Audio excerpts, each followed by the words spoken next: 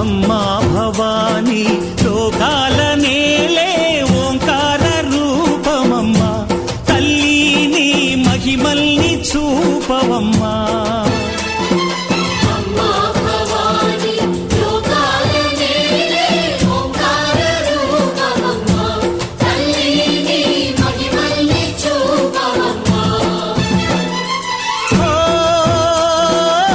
సృష్టికే దీపమా, శక్తికే మూలమా, సింహరథమే నీదమ్మా.